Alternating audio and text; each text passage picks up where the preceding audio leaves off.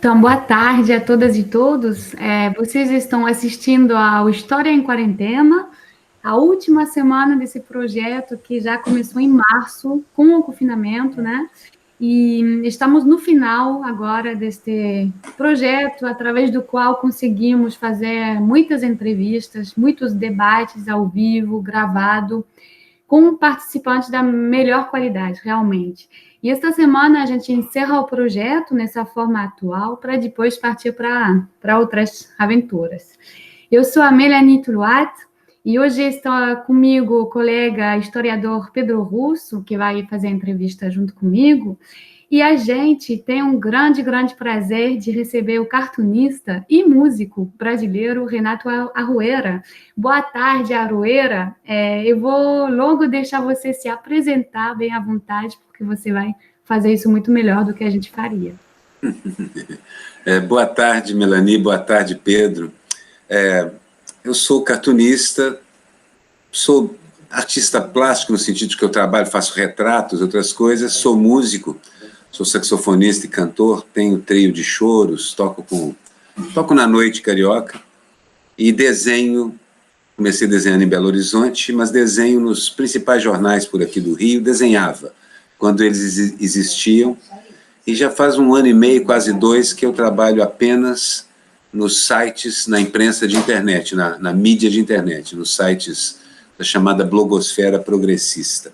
Isso é um resumo rápido do que eu sou. Tenho 66 anos e lido com isso, com a arte, com o cartoon, com a charte, com a música, há pelo menos 50 anos. É isso. Obrigada, muito obrigada. A ideia agora, a gente vai começar, né, a nossa conversa. A ideia realmente é que todo mundo fique bem à vontade, a gente vai puxar algumas temáticas, mas sempre no História em Quarentena, a ideia é não deixar tudo formal e deixar rolar a conversa mesmo. E a gente queria, antes de falar da nossa atualidade, né, que tem bastante para ser conversado, a gente queria abordar com você, Aroeira, seu percurso e a sua formação.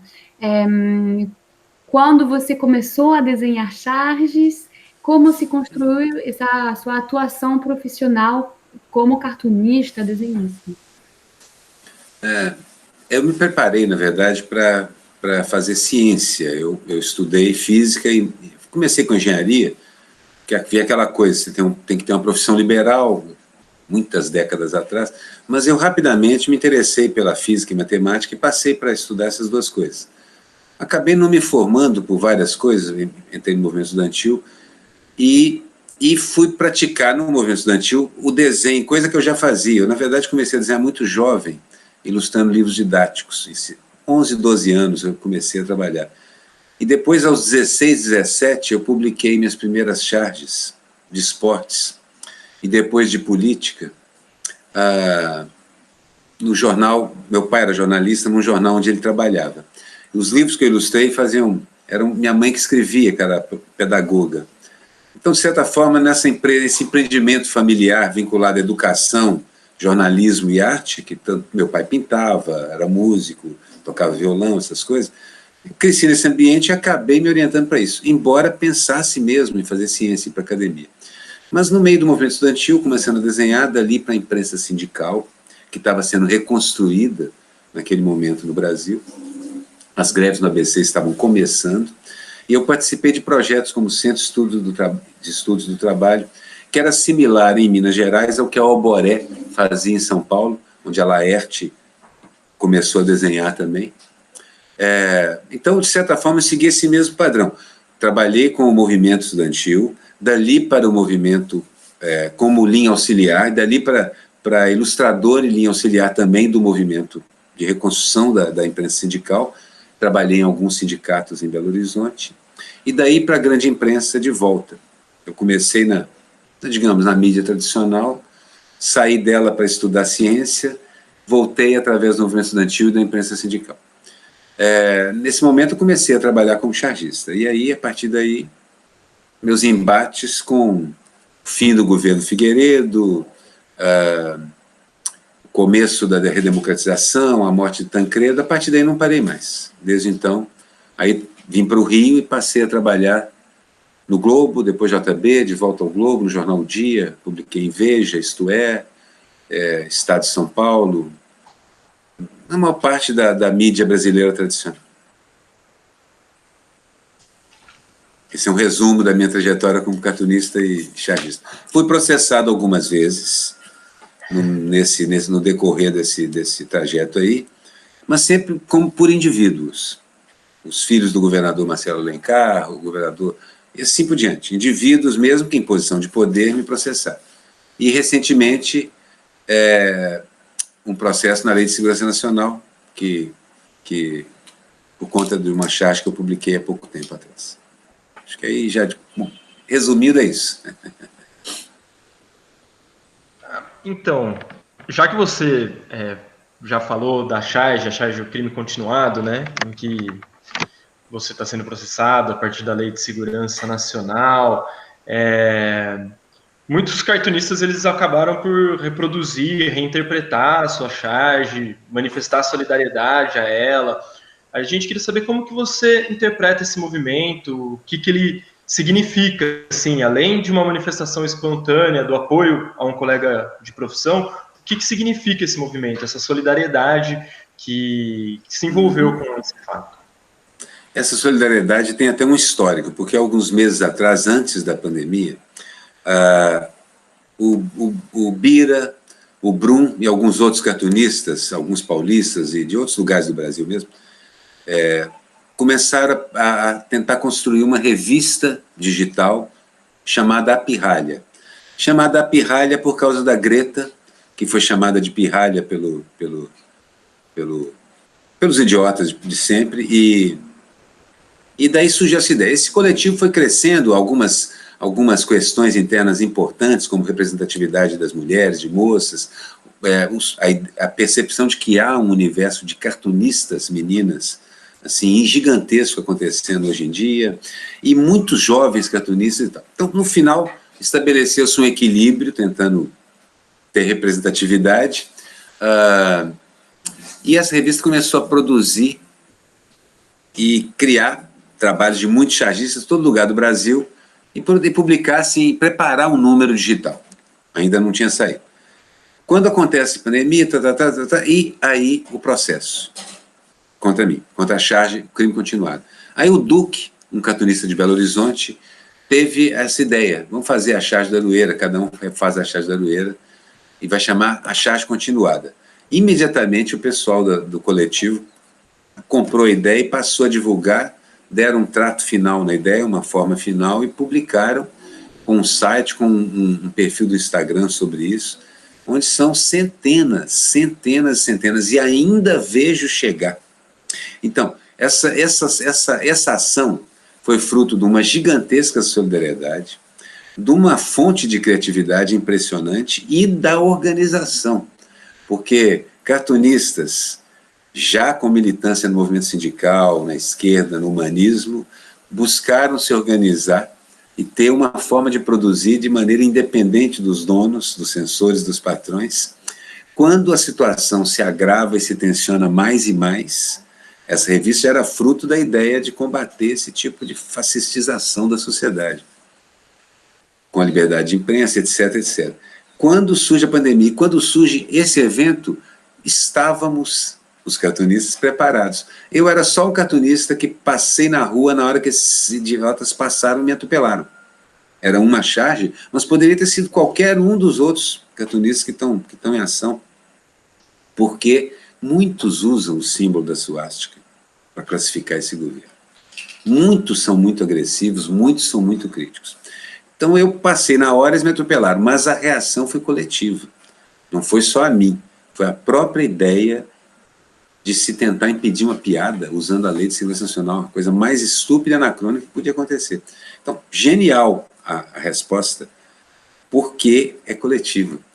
Porque ela, assim, de certa maneira, ela dilui a minha responsabilidade, ou o que eles acham, culpa, e é como se todos me dessem as mãos e dissessem assim, vem, somos todos, nós todos fizemos a charge, agora vai processar todo mundo? Isso é emocionante para mim, mas é também muito significativo e eficiente do ponto de vista da luta política. E então, em relação a esse inquérito e a essa situação depois da publicação da charge, como está sendo agora? Você teve algumas notícias ou porque você já comentou que já aconteceu com você de ser processado e qual é também seu sentimento em relação a isso? O que diz do Brasil atual, né? De um Brasil onde essa charge ela provoca um inquérito pela Lei de Segurança Nacional contra o Cartunista. Diz muito sobre o Brasil atual, diz também sobre coisas que esquecemos ou deixamos de fazer. Como foi possível que num processo de democratização e com governos populares a gente não tenha conseguido retirar essa excrescência chamada Lei de Segurança Nacional, um entulho da ditadura que está lá, existindo ainda.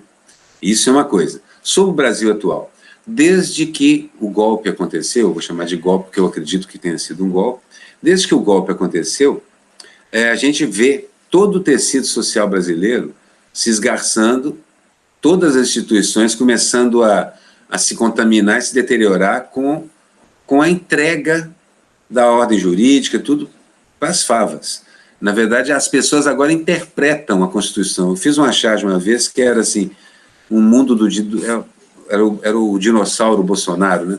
Mas assim, era um mundo, o mundo ideal para ele é um mundo onde a Bíblia seja literal e a Constituição seja interpretada. Exatamente o contrário do que devia acontecer. A Constituição não é uma metáfora, nenhuma nada a ser interpretada. A Constituição é uma lei estrita que tem que ser obedecida. E a Bíblia, você interpreta. Você não pode matar os canhotos porque o Deuteronômio diz que os canhotos são o mal. Canhoto, eu sou canhoto. A Bíblia é para ser interpretada e este governo a leva literalmente, e outras coisas mais, mas volta e meia, não só esse governo, do golpe para cá, as instituições como um todo começaram a torcer a legislação um pouquinho aqui, um pouquinho a seu favor, a própria Lava Jato, o lawfare passou a ser usado pelas estruturas da civilização ou democracia brasileira. Olha, gente, assim, é claro que isso não podia dar certo. É claro que isso não podia dar certo.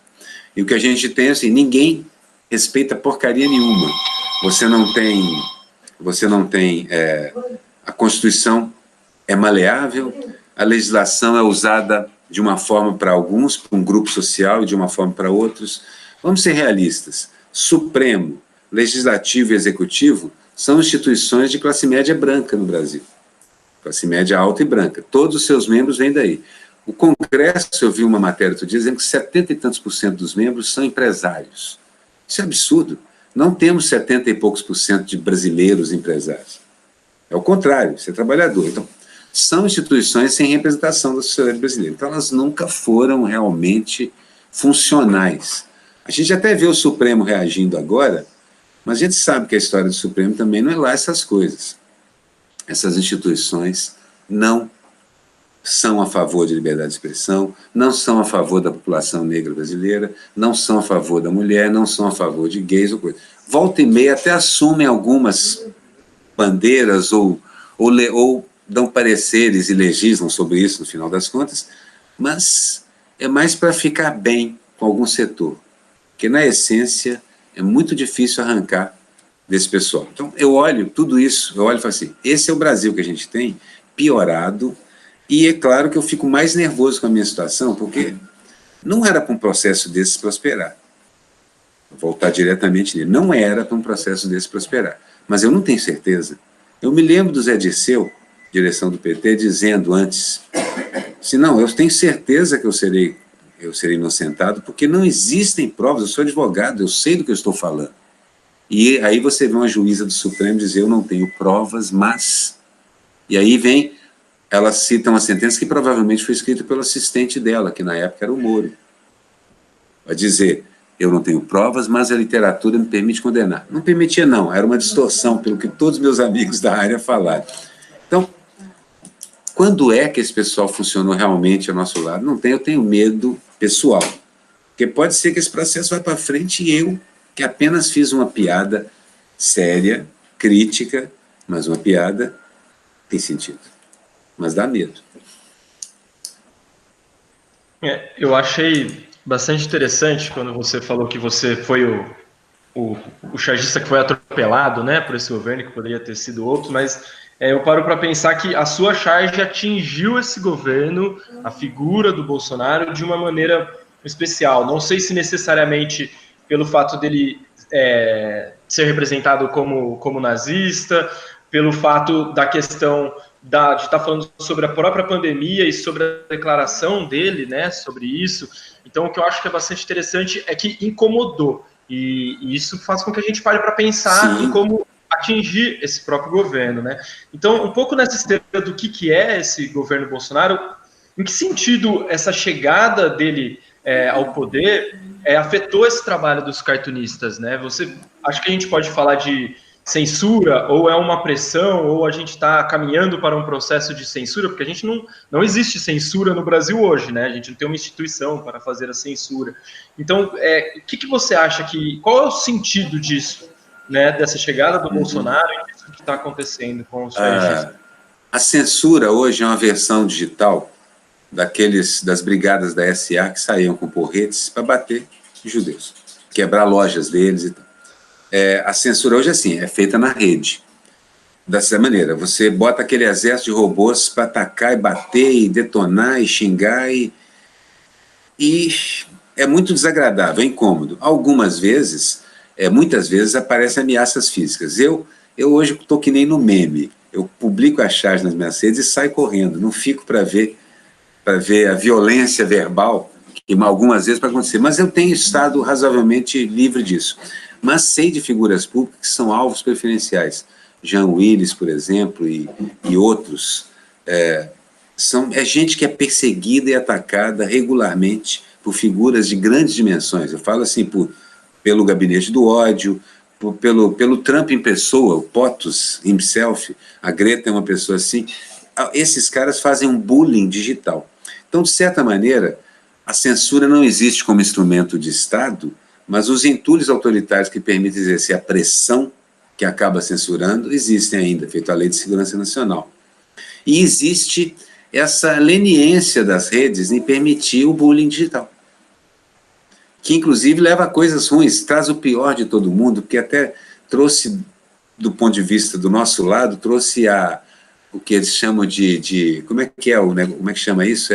O cancelamento, que é a cultura do cancelamento, que precisou de gente do porte do Chomsky explicar hoje. Vamos parar um pouco com isso, porque isso elimina a conversa, eliminando o diálogo, eliminando a palavra. Vocês me desculpem a expressão, mas ferrou. Eliminando o diálogo, ferrou. Aí acabou. Não há o que fazer. Porque só o mais forte vai terminar. O último de pé fica com tudo. Não pode ser assim. Então, assim, eu acho que isso é uma coisa que a gente reagiu a um ódio permanente sendo utilizado de forma muito incômoda e agressiva. Soma isso essa facilidade que é a rede, né? E as pessoas se expõem muito nelas, e nem percebem que se expõem. Às vezes um comentário e a pessoa destruída, destroçada. Mas os caras te ameaçam fisicamente. E eu não sei se eles não cumprem. Porque o Brasil tem tido morte de lideranças indígenas e rurais, assim, num recorde, num ritmo assustador.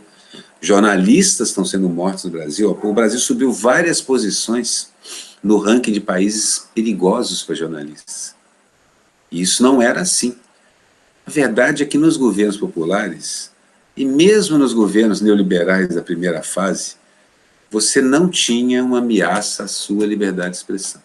Cada um dizia o que queria. Exceto, sim, eu trabalhava no Globo, tive várias charges barradas, tive.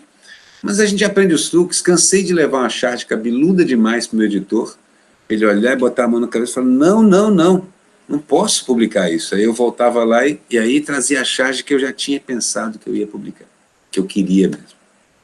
E essa passava. Então eu entendo que um jornal de dono não me deixe fazer tudo. Isso eu compreendo. Mas a censura do Estado e a ameaça física para que você não faça as coisas, não, isso a gente não pode permitir. E, então, falando um pouco da internet, né, porque você comentou que agora você está trabalhando quase exclusivamente na internet, publicando suas charges, e tem vários colegas, né, da sua profissão também, tem vários nomes de cartunistas que agora tem blog, publicam no Facebook, no Instagram, nas redes sociais. Como isso traz especificidade no trabalho? Isso muda o trabalho? Qual seria a consequência que o uso da internet e o uso da internet até na concepção do desenho muda o trabalho de cartunista? Será que tem alguma mudança ou no final não muda muita coisa, é o mesmo trabalho, é só a mídia que é diferente? E também, para só completar essa pergunta, pensando em geral e particularmente no contexto do confinamento, né, que a internet está sendo super utilizada e assim, para várias coisas, na verdade. Do ponto de vista da publicação, tem uma mudança significativa, porque quando eu fazia a charge para o jornal de papel, eu fazia a charge hoje de um assunto que tinha acontecido ontem, o jornal apurou hoje e sairia amanhã. Então a charge tinha essa distância entre o fato que ela se referenciava e a publicação.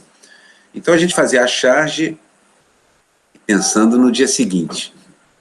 Hoje eu termino a charge e ela está na rede instantaneamente, publico imediatamente.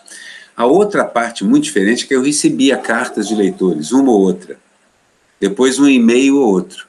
A reação é instantânea, porque os comentários estão ali debaixo das redes sociais. Para o bem e para o mal, para o pior e para o melhor.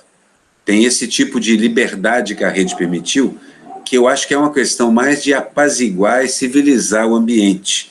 A médio prazo, talvez a gente estejamos todos falando um pouco mais baixo e com um pouco mais de calma. Eu acredito que isso acontece. E aí você tem reações imediatas, quer dizer, muito ódio, mas também muito apoio e solidariedades como essa que eu recebi, que é muito difícil de acontecer há 20 anos atrás. Isso são as duas maneiras que eu vejo. Então, do ponto de vista de publicação, o que modificou foi que é tudo imediato. O fato, a feitura e a resposta. Quase tudo em 6 horas você passa do fato à publicação com a resposta. Isso é muito rápido. A outra coisa, todo mundo hoje publica. Antigamente você tinha 20 lugares em jornal para poder publicar. Não tinha mais do que isso. Depois 40, 60, 100, 200 só. Hoje você tem 5.000 chargistas publicando, ou mais, 10.000 na internet. Amadores, profissionais, vivendo disso ou não. E aí vem a parte principal. Não é principal, mas essencial.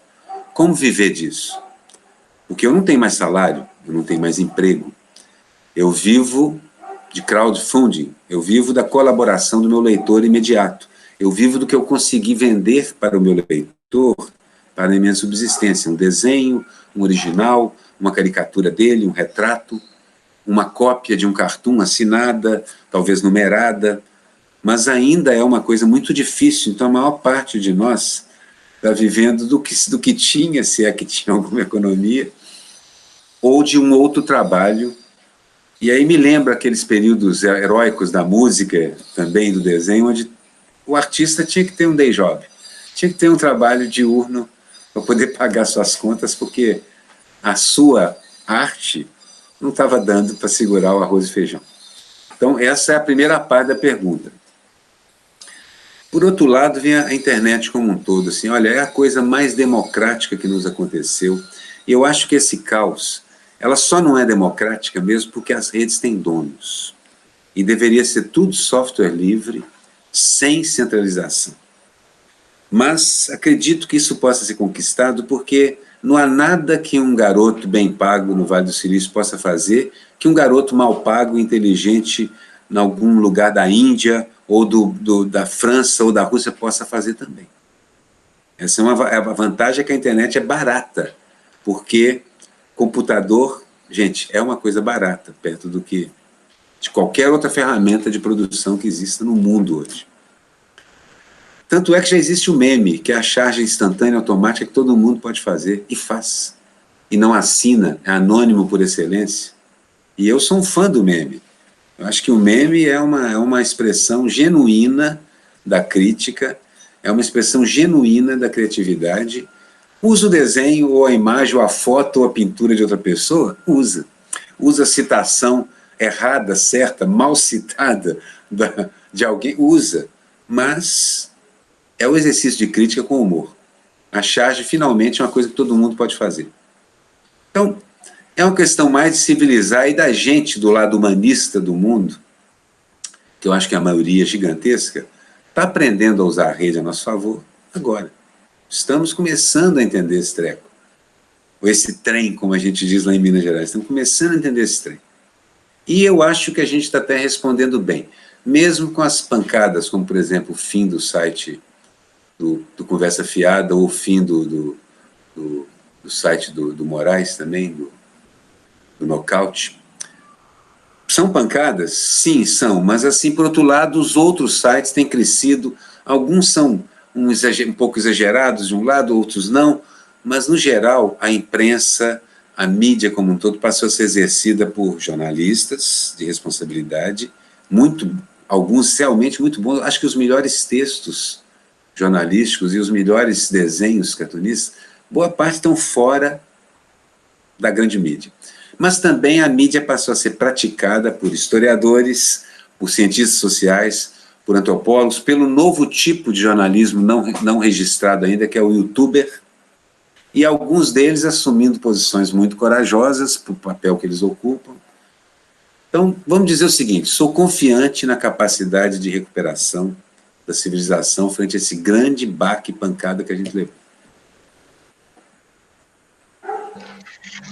Então, tendo essa experiência de trabalhar na internet, quanto em grandes jornais, você falou um pouquinho mais sobre a internet agora, se você pudesse falar dessa experiência de trabalhar nos jornais impressos e a diferença entre trabalhar no jornal impresso, na internet, se tem uma diferença de liberdade, você falou um pouco aí, né, que você tem um editor que vai falar da sua charge antes dela ser publicada ou não. E uma outra coisa que eu estava pensando aqui, nos jornais impressos, a charge ela acaba tendo uma perenidade por conta de estar num papel. Como que fica isso na internet, em que muitas vezes, eu estava lendo um pouquinho sobre arquivos ultimamente, e os arquivos, você precisa sempre ter o papel ali, né? O historiador, quando ele vai acessar um documento, muitas vezes ele está digitalizado, mas é importante você ter um papel lá para comprovar, que seria o documento primeiro. E como que funciona, você acha que funciona, ou vai funcionar isso, né, tentando fazer uma previsão, dessas charges que estão cada vez mais veiculando pela internet, pela mídia, pelo meio digital, e não tanto físico, assim. Se você puder falar um pouquinho sobre essas duas coisas? Olha, vocês vão ter um problemão, vocês historiadores, porque o papel está em extinção. É igual tabuinha de argila. Não tem ninguém escrevendo em tabuinha de argila hoje, a não ser do ponto de vista da arte, como decoração, como um projeto pessoal ou histórico, seja lá o que for. Assim como não tem ninguém pintando em porcelana. As minhas charges são produzidas do zero num papel digital, com uma caneta da Wacom. Eu desenho com uma caneta, uma pena, e elas não existem fisicamente, elas são só ideia, elas são só fótons empurrados. Eu lembro que uma vez eu fui entrevistar o autor de Miau, do Maus, o autor do Maus, do quadrinho, e ele me encontrou, ele me chamou de colega, como é que é? Ink Drinker e Pixel Pusher.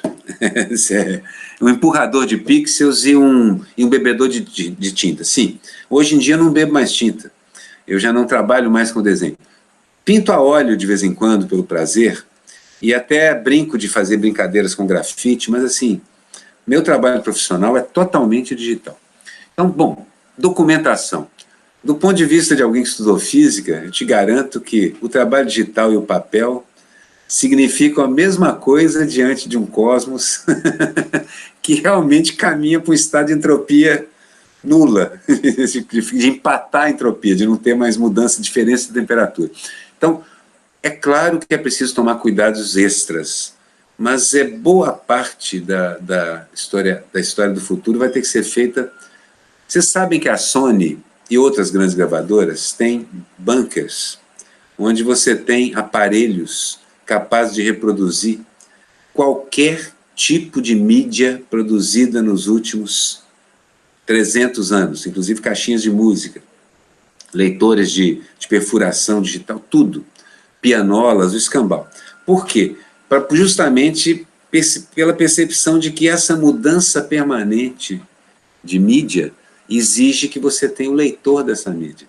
Era mais simples, o leitor da mídia era o olho, tanto numa tabinha de argila, quanto num papiro, quanto num papel impresso. E agora não é mais o olho. A gente vai ter que se adaptar a isso, porque a maior parte da produção não tem mais papel. O pessoal ainda imprime, o livro ainda é impresso, mas a gente já sabe de livros que só estão sendo feitos em papel. O CD é gravado, mas a gente já sabe que boa parte do material está só em streaming. Não existe mais um disco físico. Se você quiser, você que o grave. Então, o que vai acontecer é isso. Quem quiser uma informação preservada em hardware, vai ter que imprimi-la ou gravá-la pessoalmente num disco ou em alguma outra, um recurso visível. Lamento. Eu vou seguir nesse Lamento, só para falar uma coisinha, lamento porque aquelas capas de long play eram maravilhosas, as artes eram lindas, enormes. Lamento muito, mas é por causa dessa coisa também que a gente consegue ter uma gravação do Louis Armstrong. Está num celuloide, que é provavelmente a coisa mais frágil que existe no mundo, já foi digitalizada até para preservar melhor, porque o celuloide ainda é pior do que o mundo digital, já que você pode fazer muitas cópias. Então a solução é igual qualquer inseto tem. O fato de serem milhares garante a sobrevivência da espécie, então tem que ter muita cópia. E essa questão da materialidade é muito interessante. Eu até me deparei com essa questão com outro colega historiador, o Ivan Lima.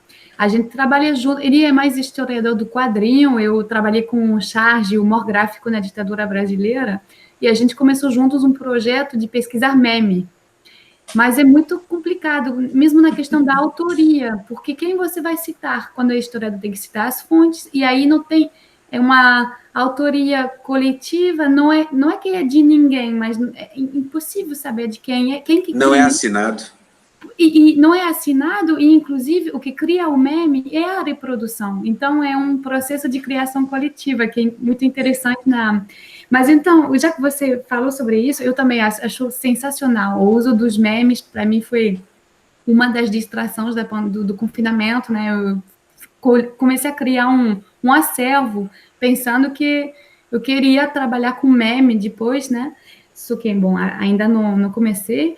E eu acho que o meme, ele tem essa questão sensacional. É tipo fotomontagem, né? É o mesmo processo de ressignificação junto com a coletividade e o contexto, né? E aí o uso do absurdo no sentido, colocar um outro sentido numa situação que já era absurda. Enfim, é absurdo, não é absurdo, não é absurdo. Eu queria, exato. Já que você mencionou meme, eu queria que você falasse um pouquinho sobre isso. É assim, o meme, até pelo nome, você tem razão, parte da existência dele se deve ao fato de ter sido reproduzido. Pois é. Ele não tem outra. Ele só feito originalmente, uma pessoa publicou e ninguém mais se interessou, ele não é um meme. O meme já parte de uma imagem reproduzida. A primeira coisa é que ele já começa de uma imagem que todo mundo viu muitas vezes. O meme não é uma invenção. Raramente alguém desenha. Nunca vi ninguém desenhar um meme, na verdade. O meme parte de uma imagem já testada, e aí você bota lá o conteúdo, a frase, o que for, o que você precisa. Como você falou uma coisa interessante. Como fazer uma documentação sobre o meme? A documentação é exatamente o processo de torná-lo história. É quando o historiador escreve sobre o meme é que a documentação sobre ele passa a existir. Eu não sei se vocês já leram uma obra de ficção científica chamada Fundação, do Isaac Asimov, mas num dos pedaços, num dos capítulos, num dos livros dessa saga, é um historiador procurando as origens da humanidade. Como eles procuram? Como os monges medievais faziam, daquela maneira aristotélica, assim, eu só acredito no que alguém escreveu. Então o livro diz isso, eu confronto que esse livro que o historiador romano escreveu diz com o que esse livro que o historiador persa escreveu e tiro minhas conclusões. Ninguém pensava em ir ao local onde aconteceu a batalha para poder dizer, procurar fontes, artefatos, textos, informações que sobraram na cultura, nada disso fazia parte. Então, o livro pega essa ironia. Um historiador trabalha com história num período de 10 mil anos no futuro, como um historiador no começo da história, antes dela virar ciência, trabalhava com isso. Então a gente está vivendo um pouco essa situação, porque de certa forma, talvez só sobre, já que não existe obra original, só sobra o comentário sobre a obra. É pouco para se fazer história, é preciso ter a obra original. Então acho que de volta à questão. O meme é uma solução cultural dada a isso, na medida em que a reprodução passa a ser parte da coisa. Então, tá vendo, gente? Eu acho que tem mais paradigma mudando do que apenas o registro, a forma de pesquisar ou a maneira de escrever sobre. Tem paradigmas que a gente nem imagina virando de cabeça para baixo. A gente não entendeu ainda a internet. Foi uma ferramenta muito usada pelos caras, mas assim, olha, tudo isso já existia. Mesmo o meme já existia. O lawfare já existia, a maledicência já existia, a cultura do ódio já existia, o nazifascismo ou seus similares já apareceram mais de uma vez na história, muitas e muitas vezes você olha e fala assim, uai, Esparta, sei não, você vai olhando e vai vendo os traços dessa cultura que gera, né? Está tudo lá, só que de uma forma com acesso total a todos os primatas que formam essa coisa gigante chamada humanidade. Acho que é a primeira vez. Pelo que eu li outro dia na matéria, quase 80% da humanidade está conectada de uma forma ou de outra. Acho que isso nunca aconteceu em época nenhuma. O que a gente vai fazer com isso? Eu não sei. Estamos aprendendo, aí volta para o começo da nossa conversa. A gente está aprendendo, a reação pode ser muito criativa, a minha charge viralizou, mas por outro lado, o fake news virou a ferramenta mais importante eleitoral do momento.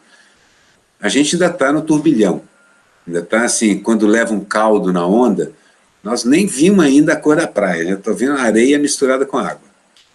Vai ser difícil, ainda demora um tempinho até a gente ver isso com de forma mais cristalina, né? E as próprias fake news já existiam, né? Elas ganharam uma outra dimensão com a internet, mas as fake news, elas não são uma criação totalmente nova, como você falou do próprio nazismo, as construções que ela traz, né? E você tem algum projeto mais para frente, trabalhos futuros, algo em mente? Você comentou aí dessa revista Pirralha, que vocês começaram a trabalhar com ela. Quais são os seus próximos projetos? A Pirralha é mais um projeto dos jovens. A turma que estava fazendo tem 40 e poucos anos para 50, mas gente muito jovem lá, muita garotada. Conheço assim, cartunistas de 15, 20, 30 anos, gente começando mesmo. Meu projeto era assim, uma parte do projeto é conversar com eles. Eu queria ver se eu conseguia montar uma série de pequenos workshops, menos da parte profissional, embora eu possa falar também sobre a parte prática do desenho, mas mais sobre o conceito, esses conceitos de fazer humor com essa modernidade toda acontecendo a olhos vistos. Projetos pessoais, eu tenho 66 anos, então seria mais recolher o que eu tenho feito, publicar um livro, eu nunca publiquei livro nenhum meu, publicar 1, 2, 3 livros, levar meus projetos musicais à frente, porque eu toco na noite, não sei como será isso a partir de agora. Eu tinha projetos assim, que eu gostaria de fazer, se eu pudesse tirar um ano sabático, um ano sem precisar pagar as contas, digamos, eu pintaria a óleo, por causa do tempo. A pintura a óleo faz com que você reduza toda a sua corrida de ratos, o Rat Race do Bob Marley, né? Você reduz seu tempo. Um quadro a óleo é coisa para 25 dias trabalhando, um quadro grande. Não é fazer 6 desenhos num dia, como eu faço atualmente, 4, 5, dependendo. Não é produzir, publicar, não é comentar nessa velocidade absurda. Há 20 anos atrás eu disse numa palestra que eu perguntei assim, a gente precisa de jornal todo dia? A vida acontece nessa velocidade? Eu duvido, e continuo duvidando agora, a vida não acontece nessa velocidade, a não ser quando artificialmente empurrada. Então, nós não temos nenhuma razão orgânica para correr nesse ritmo. Pelo contrário, as nossas razões apontam em ir para ritmos mais biológicos, noite, dia, ritmos da lua, semanais, portanto, ritmo de colheita, ritmos, eram esses os ritmos para os quais a gente está mais ou menos, tanto do ponto de vista biológico, quanto do ponto de vista de construção da civilização, enturmado. A gente está muito rápido. Então, o meu projeto de fazer óleo era para isso, para recuar. E aí eu poderia... Mas eu não vejo como isso possa existir. Seria como pintar em porcelana, não vejo como pagar minhas contas fazendo isso. Eu tenho outra pergunta que eu gosto de fazer sempre que eu entrevisto cartunistas. Eu fiz algumas entrevistas no doutorado, né? Eu também tenho conhecidos cartunistas que, mesmo fora do trabalho, eu faço essa pergunta. Eu gostaria de saber como você descreveria ou considera seu humor gráfico, seu traço, seu estilo. Como que você poderia descrevê-lo? Ele é mutável no sentido de que eu já tive umas 3 fases diferentes. Tive uma fase em que eu trabalhava com nanquim, que eu fui um apaixonado pelo traço e pela achúria, que é o fato de você criar as sombras e os contrastes do desenho apenas nos traços de nanquim. Apenas nos traços. Durante um tempo me apaixonei por isso, fiz muito quadrinho, muita charge, muito cartoon, muita caricatura usando só isso. Então esse era um conceito que eu desenvolvi por algum tempo. Depois passei a usar Ecoline, aprendi com o Lor, lá em Belo Horizonte, depois com o Chico Caruso, o uso da aquarela líquida, que é a Ecoline, e o lápis de cor aquarelado, então também me deslumbrei com isso. E criei um conceito de caricaturas, quer dizer, para mim, operacionais. Então eram bonequinhos com caricatura de traço para eu poder usar e ser reconhecido instantaneamente, quase um carimbo.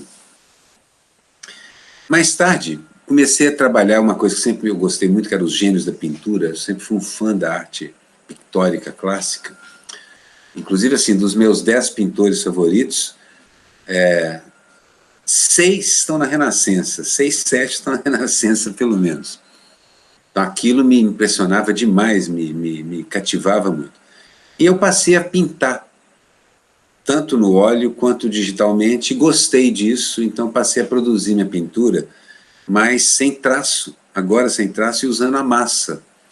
Então, nisso, um processo também de soltar o traço, porque o traço, ele me exigia um controle. A pena de nanquim eu usava, gostava do traço se alargando, fechando.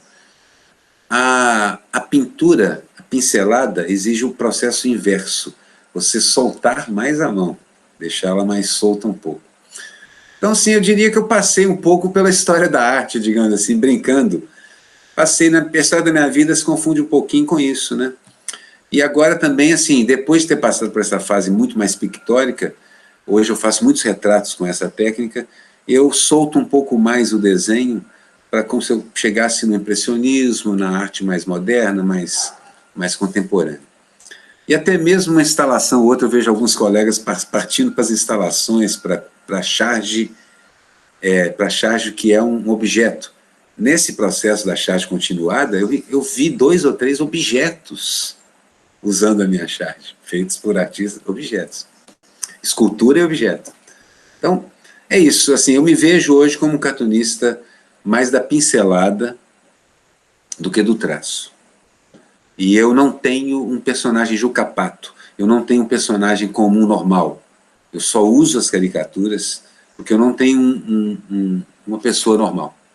Todas as vezes que eu desenho uma pessoa normal, alguém me pergunta quem é, porque se eu faço coerente com a caricatura, ela vira uma pessoa que eu tenho que reproduzir, mesmo que não seja ninguém conhecido. Eu usei um nariz real e um olho real para desenhar, na minha cabeça. Então eu abandonei o Juca-Pato, eu não tenho mais o personagem cidadão comum. Eu faço charges só simbólicas ou metalinguísticas ou diretamente, objetivamente com caricaturas.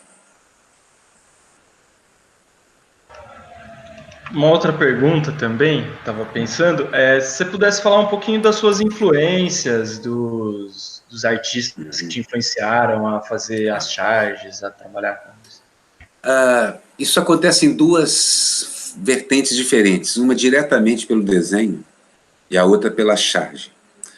Porque, embora sejam coisas, a charge junta tudo, o desenho, a minha inspiração principal, a primeira delas, foi um desenhista do mundo Disney chamado Karl Barks.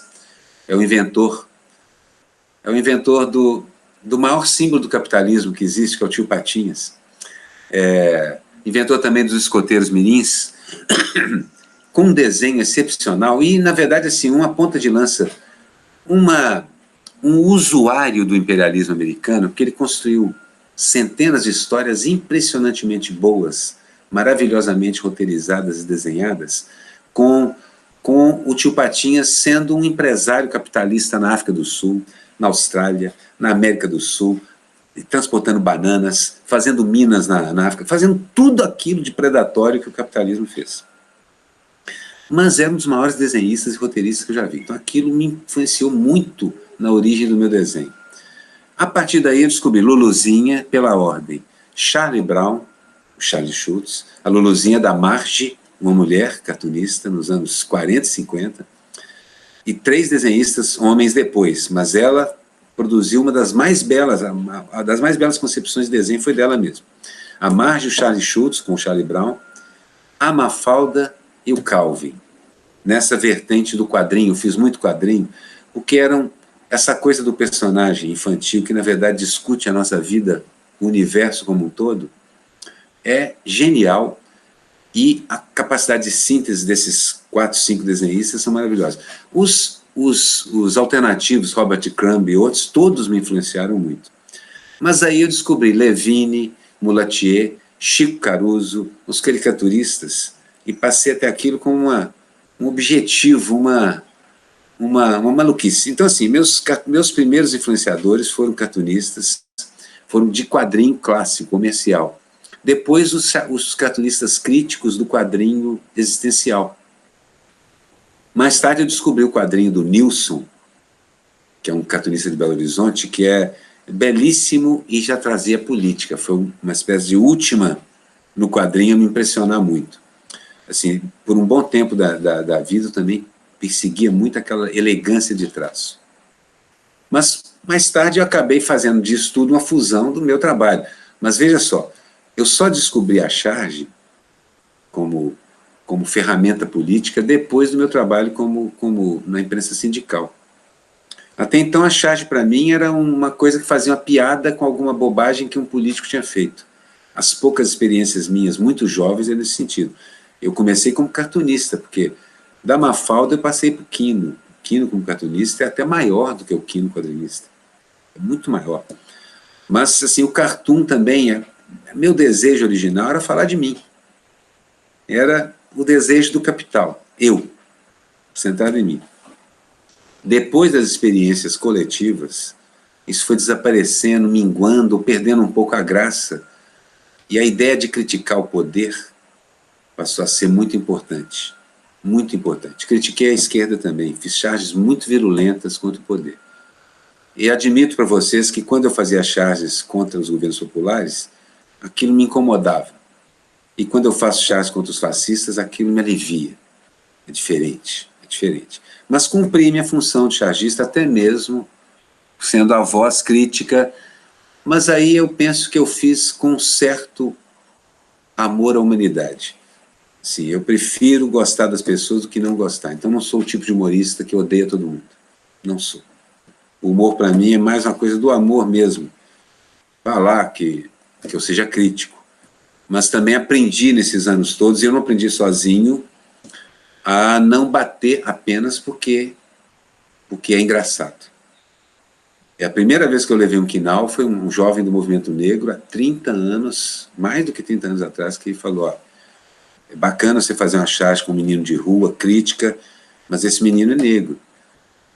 E a gente precisa de botar um negro como um médico, e não como um menino de rua, porque senão nossos meninos não têm que almejar.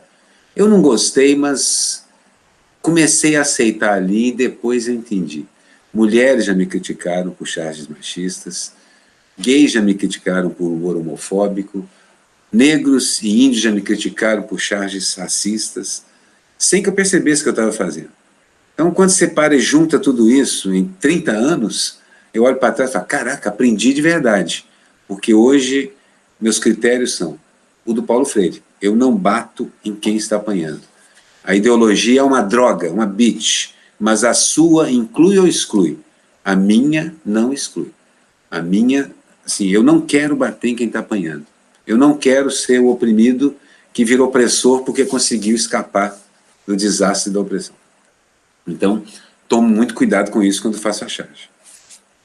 Acho que basicamente são esses os nortes do meu trabalho hoje como chargista, são esses.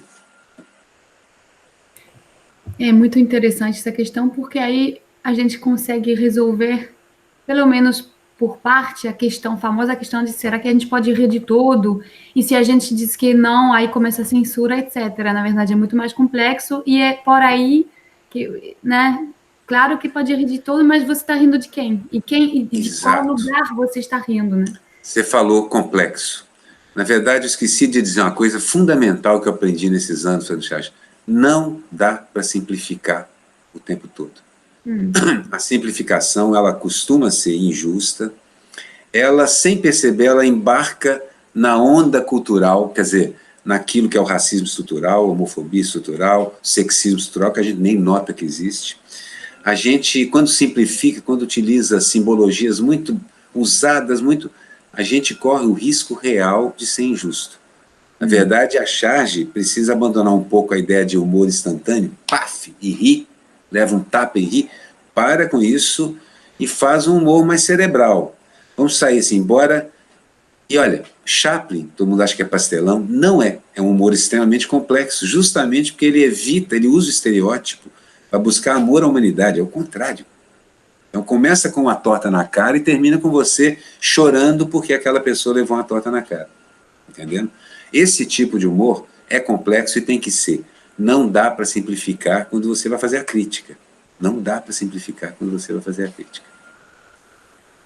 E eu queria fazer uma última pergunta, talvez, a não ser que o Pedro tenha outra para encerrar depois, mas depois de falar das suas influências, dos seus princípios também na hora de fazer uma charge, uma caricatura, eu queria que você falasse um pouco agora, dentro desse cenário muito florido que é o atual brasileiro, né? Como você escolhe os temas do seu desenho cotidiano? Porque eu acho que você publica um por dia, ou quase nesse ritmo.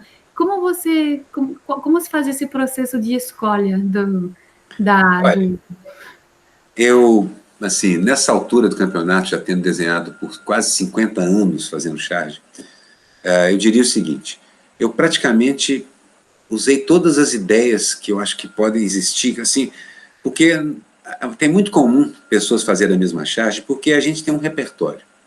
Eu estava vendo a história da charge, no século XVIII, aquelas charges envolvendo a divisão do mundo entre França e Inglaterra da Europa, e o que você via era a representação da monarquia francesa, num restaurante, o garçom partindo o mundo com a faca, e o garfo, ao outro lado a monarquia inglesa esperando a sua parte também. Então nós fazemos essas charges. De outras maneiras, o restaurante mais moderno, nós estamos repetindo as mesmas ideias críticas, porque é o mesmo poder, basicamente, é o capital, é a guerra, é a opressão, é a injustiça, onde a gente acrescentou os ingredientes que a Europa já estava tendo, que era o racismo, o lugar da mulher, o direito de voto, aí vai. Basicamente, eu sou uma companhia de repertório, igual aquelas companhias que tem lá 12 peças de Shakespeare, 4 tem 3 Ésquilo, tem o teatro francês, tá lá. E de vez em quando reproduz aquelas peças, às vezes moderniza alguma coisa, adapta o diálogo a uma plateia específica. Então eu uso conceitualmente mais ou menos as mesmas ideias, criticando as mesmas pessoas. Mas é a primeira experiência pessoal com o fascismo crescendo. Então estou tentando ser mais agressivo e menos simples também, nesse período da minha vida, do que em todos os outros. Mas utilizo muito fragmentos de desenho, reprodução de meus próprios desenhos, pastiche de obras clássicas, eu adoro pintar e repintar obras clássicas usando caricaturas modernas. Tem quadros clássicos pintados, já prontos, vários, eu pintei vários. Eu só ponho a caricatura de quem está no poder no momento. Então, assim, por isso que eu faço, sou uma companhia de repertório. Eu tenho uma meta, eu tenho uma missão, que é fazer o teatro, eu tenho uma missão que é fazer a charge. E vou usando o que eu tenho à mão. Eu até fiz memes já joguei memes, fiz memes, não assinei, deixei para ver o que acontecia. Alguns viraram mesmo, rodaram um pouquinho. A maior parte não, naufraga ali na praia mesmo. Porque o chargista, na verdade, ele está dizendo uma coisa. Ele, antes de ser um artista, e eu percebi isso quando eu precisei de grana, fiquei sem emprego, tentei vender originais, e descobri que ninguém quer comprar Fernando Henrique Cardoso, Fernando Collor de Mello, José Sarney, ninguém quer comprar, porque ninguém quer ter esses idiotas na parede. O papel do artista que produz a obra de arte é outro. O meu papel é ser um crítico. E aí, bom, eu gosto de desenhar e por isso eu faço... O Jaguar diz que eu capricho muito. Eu capricho muito, gosto de caprichar, adoro desenhar e é muito calmante para mim. Então o meu desenho é todo cheio de milonga, de coisa e tal. Mas o conteúdo é o que importa na charge. E aí você vê, porque você tem a charge do Efil, com o traço que é o movimento, até o Jason Saylor, que é um americano que faz capas da Time, onde o hiperrealismo dele é inacreditável. Então você tem de tudo, e nesse universo gigantesco, o importante é o que você está dizendo. E que o cara entenda. Então o desenho ali é um serviçal dessa ideia. Né? Nem sei se eu respondi. Eu respondo coisas que não me perguntaram e não respondo coisas que me perguntaram. Então vocês me desculpem. Tudo ótimo, estava perfeita a resposta. Eu acho que então, não sei se o Pedro tiver uma última pergunta para encerrar, ou senão a gente para por aqui. Se não, eu achei ótimo. Na verdade, é um prazer eu te ouvir as ideias que você está trazendo, a sua trajetória e toda a complexidade que é a formação de um artista nessa área, porque muitas vezes se tem essa visão, você vai lá, olha os quadrinhos, os cartoons no jornal, olha uma charge e muitas vezes não percebe tudo que tem por trás daquilo, quanto é construído e o artista que tem por trás, né? Então, acho que isso é bastante importante. Mas eu não tenho mais nenhuma pergunta e achei que você não fugiu da questão, já que você também falou assim. Não é porque às vezes eu nem sei. Muitas vezes eu tenho que perguntar qual que era a pergunta mesmo, para saber se eu estou respondendo na direção certa. É porque um assunto puxa o outro. E você falou uma coisa que eu queria, então, fazer um comentário final sobre isso. Claro. Realmente, educação é esse processo. É o processo onde a gente se transforma em alguma coisa. É um processo onde a gente é agente, somos agentes disso, mas o Estado e o outro são as outras pontas fundamentais disso. A grande conquista, para mim, a maior de todas da Revolução Francesa, muita gente acha que é a guilhotina, eu pessoalmente posso até ter alguma inclinação, mas eu acho que é a educação universal. Primeiro, essa ideia básica, a educação tem que ser um negócio absolutamente universal para todos. Segundo, ela tem que ser, ao mesmo tempo, clássica, insistentemente acadêmica e caótica. Quer dizer, você tem que ter a Escola de Belas Artes francesa, a Academia Francesa, mas você tem que ter os impressionistas na porta fazendo um piquete e dizendo que, sendo proibidos lá dentro para poder fazer sua própria exposição. Desse processo, é que eu acho, essa confusão toda vai gerar ordem, porque o universo é isso mesmo. Como físico eu te digo, o universo é um caos, um turbilhão, e toda ordem é uma luta muito inglória, mas muito bonita e eficiente contra esse turbilhão, de criar a ordem. É o que nós estamos fazendo. O artista cria a ordem dessa zona, mas eu acho que todo mundo faz isso. Então toda educação devia conter o caos, devia conter uma parte de caos e uma parte de ignorância, porque é na ignorância que você busca a solução nova que ninguém pensou. É onde você não sabe o que fazer que você inventa. Isso. Eu acho que a gente vai encerrar com essas palavras, então, muito sabias. Eu acho também que a gente sempre fala, né, que criança tem que ficar entediada para ficar criativa. Então, eu não posso mais concordar com isso. Até estou com saudade de ficar entediada, mas enfim. Eu acho que tudo assim, os buracos, inclusive o tédio, acabam gerando alguma coisa, ocupa aquele buraco. A natureza não suporta o vácuo, então você não sabe... Eu cansei de ver isso em música, você não sabe fazer um negócio, aí você começa a fazer... Os caras fazem isso. O reggae é isso, gente. Os caras ouviam muito mal aquele rádio em AM, só ouviu a batida do baixo. Quando você termina, 20 anos depois, você construiu uma maneira nova de fazer música, no contratempo, completamente diferente de tudo que tinha sido feito. Só porque os caras não sabiam o que estavam ouvindo. E inventaram. Pois é. Eu queria realmente... A gente poderia ficar... Eu tenho várias questões ainda, mas a gente vai parar por aqui para não ocupar muito o seu tempo também. Tá então, bom, quem tá sabe bom. a gente faz outra entrevista depois. Claro, claro. Uma sugestão para vocês entrevistarem esse menino chamado Duque, lá de Belo Horizonte, cartunista. Ele é maravilhoso, é músico também. Ou um outro cartunista fantástico que trabalha direto com o movimento sindical, que é o Bira, lá de São Paulo. Eu tenho os contatos. Gente, se você quer falar com essas duas figuras... Eu aceito o contato, sim. Sim. Mano, sim, que são gente muito competente. E tem a Carol Barbie Cospe Fogo, que tem 40 anos, mas é novinha no cartoon. Começou a fazer cartoon uns 6, 7 anos e já está arrebentando por aí. Vou te passar esses 3 contatos. Então, o convite está feito, viu? Se essas pessoas estão assistindo agora o programa, mas eu vou entrar em contato. Porque a gente vai encerrar agora e encerrando o projeto História em Quarentena, mas lembrando que depois... Nós, da coordenação do História em Quarentena, vamos trabalhar mais no História da Ditadura, que é um projeto do Paulo César Gomes, historiador que faz parte da coordenação, e a gente vai passar pela editoria do História da Ditadura, com vários projetos de entrevistas e de trabalho de divulgação de conhecimento. Então, bacana. Com certeza vai ter espaço para fazer outras mesas. E quem sabe... Obrigado.